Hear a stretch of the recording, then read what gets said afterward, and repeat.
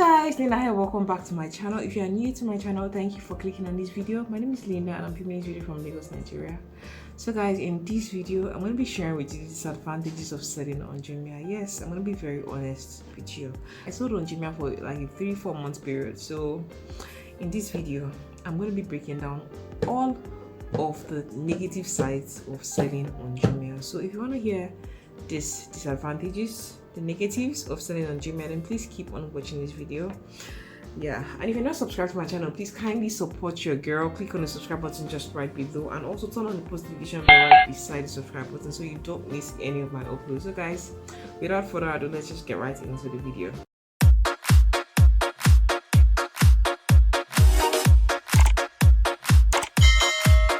The first major disadvantage I experienced from selling on Jumia is the fact that the drop-off location is very far. Within a particular geographical area, the distance between, let's say, your home and the Jumia hub might be like a 20 kilometers distance, and it's not really easy and sustainable for one to always have to run down there and just look for keke and whatever to take you to one very remote place, because most times the drop-off locations are usually within a residential area, so most time it's not usually the easiest places to get to, and it can be very inconvenieting. So Jumia definitely does not have good drop-off locations. I just hope they could actually work on ensuring that they have more outlets, and also making sure that the locations are very strategic. There are places where people can easily just access them without having to go through stress. So guys, the second disadvantage of selling on Jumia is the drop-off location, the drop-off shop, or the drop-off wherever. It's always overcrowded, guys. It's always overcrowded.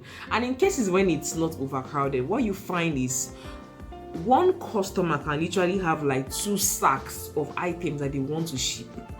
I know, yeah, for the customer it's amazing, they got lots of orders, they are selling out and whatever. But for you who is just selling, let's say, once in a month or once in 2-3 months, having to wait for someone who has a very large parcel to ship all of their orders while you are waiting, it can just be very, very, very uncomfortable and very annoying. So if they could try to ensure that they have more drop-off location, like I previously said, and also employ more hands so that these hands are able to help with ensuring that the shipments are being done quickly, and even the returns are also being done quickly. Because of course the return area, the place where you go to pick up orders that have probably failed delivery or were returned, that area is always very, very crowded. So you literally, after you struggle to ship your product, you still have to come back again to struggle to pick up the products that failed delivery or just could not be delivered. So this definitely makes selling on Jumia a major no for me. And of course, this third point also links to the first point and the second point, which I mentioned already, and that is you have to wait for a very long time at the drop-off location, or because you are trying to package your goods, you are waiting in line for the person who came in before you. Why you want to sell on Jumia, you have to have a lot of free time at your hand. At least with time, if they are able to get more people at these drop-off locations, it will make the process easier and it should just ease the work. But most time you find out at these drop-off locations, you really have just like 2 people receiving these goods, or if 2 is too small, maybe at most you have 4 people, and at that 4 people you literally have 4 people trying to attend to like 50 people, which is still very stressful. The fourth thing I dislike about selling on Jumia is the fact that, of course, the seller has to always buy packaging material. Like guys, just imagine a situation whereby, okay, you're trying to ship this particular brochure. The first thing you need to do is you need to first bubble wrap this brush. You want to bubble wrap it just to ensure that, okay, it doesn't get broken, it doesn't get scratched, it doesn't get squeezed and whatever. So you bubble wrap it, and after bubble wrapping this tiny brush, you need to still put this tiny brush inside a carton, and all of these things you need to buy the bubble wrap. You need to also buy that carton that you're putting that stuff in. And take note, the fact that you ship this parcel out doesn't mean that it has gone out, it's all successful. No, it can still come back as a return, it could still come back as an order that was not received, and it can still also come back as an order that was rejected. So you need to be very frugal when it comes to buying packaging materials from Jumia. If it's best for you to buy in bulk than having to buy bit by bit from those who attend to you at the customers center. So make sure that you just always buy your packaging materials in bulk. Though I wish that Jumia was able to give the sellers their packaging material at the barest minimum price possible. Imagine a situation whereby you have like 10 return items, so it's more like 10 cartons. Let's say the 10 cartons probably cost around 2,000 naira, 2,500 naira. So you tell you just wasted 2,500 naira just the packaging material. So the fifth thing I really did not like about selling on Jumia was the fact that as a seller on the Jumia platform, you literally have to pay for your customer shipments. You're not paying the entire shipment fee, but you have to pay a portion of the customer shipment fee. Shipping a parcel from Lagos to Abuja for this particular customer, and the shipping fee from Lagos to Abuja is 2,500 naira. The seller of that item will have to pay maybe somewhere around 800 naira, 1,000 naira for the shipment of that parcel, which is very expensive. So it's more like the shipment is now increasing the cost of the product, and the seller of the product ends up having less profit, all because money is being taken and charged to the seller of the product, all for what? Shipping the product, when the customer might as well just be charged for the cost of shipping the product and they get the product delivered to them. Unlike when you have to charge the seller of the product. Like, why are you charging the seller of a product for shipping a product to the customer? Why? I really don't understand it. It's very annoying.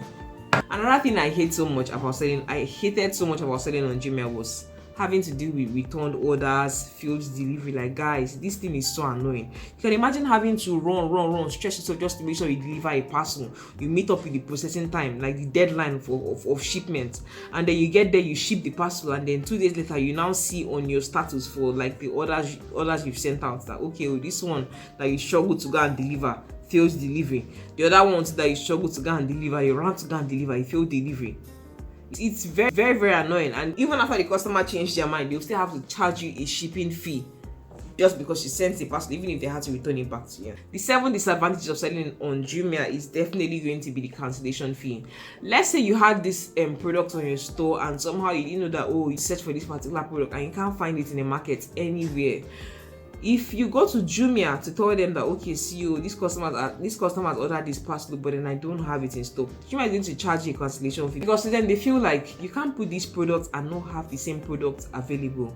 If at all, let's say you sample that it's this green white that you want, and what Jumia is now seeing when you're coming to deliver it is a yellow white, they wouldn't accept it because, of course, it's going to be cancelled because it doesn't match the exact description of what you said you're going to sell. So for every mistake you make on Jumia, just be ready to be charged a cancellation fee. So it's more like the environment is just you need to be very careful when you're selling on Jumia, because they could charge you for the silliest of things. They could just, any small thing, okay, you not do this one, no, charge you for this. If you not do that one, or you not ship your parcel on time, they charge you. So you just gotta be careful. Yes, another thing that I hated about selling on Jumia is the 3 days drop-off timeline. So once you get an order from a customer, so from the very day you got that order, Jumia, is it 3 days or 2 days? I think, yeah, it's 2 days. From the very day you get an order, Jumia starts to count the order, the processing days around the drop-off days. So the first day passes, you're not drop the item. The second day passes, you don't drop the item. What Jumia is going to do is they're going to end up cancelling your order and telling you, okay, your order has been cancelled. And once they cancel the order because you did not ship the order, they're going to charge you a cancellation fee. So be mindful of that. That is one thing I really hated about selling on Jumia. The 10th thing I really hated about selling on Jumia was the fact that when you go to the drop-off stations to drop your parcel, like the supervisors, those that attend to you, the customer service personnel, some of them can be outrightly rude. Some of them can be very, very rude. So it just used to just look somehow to me, because I'm coming from like a 9-to-5 environment and I'm coming to your platform just to sell goods and services, and I'm there and you're busy treating me like I'm one secondary school child that doesn't know it or are left from my right. So some of the supervisors and the service persons can be rude, but then obviously it's not all of them. So it just depends on the person's mood at that particular time, or the person is just always like that. I really don't know. The 10th disadvantage of selling on Jumia is, of course, there's high competition. There's so much high competition, and when people even notice that this particular product that you're selling is hot cake, others are going to go source for that particular product and start selling it. So it's a situation whereby very few customers are chasing large volumes of goods and services. So there's so much goods and services in being produced, but they are not being sold, all because of the fact that there's high competition and the prices end up just going lower and lower, just because the competition, of course. The profits in which the profit which is supposed to be made from selling goods, from selling a particular good, definitely just drops down, just because of like the whole competition thing, and there being so many people selling the same thing in which you are selling. So guys, I hope you got value out of this video. If you liked watching this video, please make sure you give this video a huge thumbs up, like it, share it, and please subscribe to my channel if you're not yet subscribed to my channel. I love you. Yeah, remember, be bold and have courage, guys. Live a positive life, and I'll definitely see you in my next video. I love you. Bye.